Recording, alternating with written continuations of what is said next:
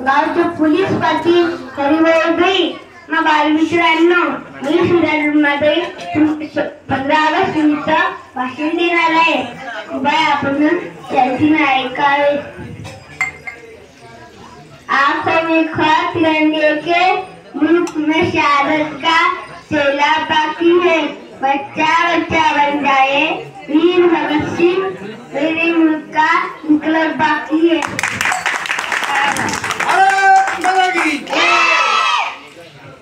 वीर भगत सिंह यांचा जन्म 18 ऑगस्ट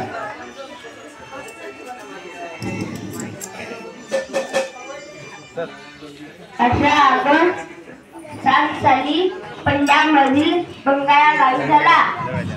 त्यांचे वडील त्यांची आई ह्या विद्यार्थी त्यांनी जीवन त्यांच्यापासून समर्पित केले होते.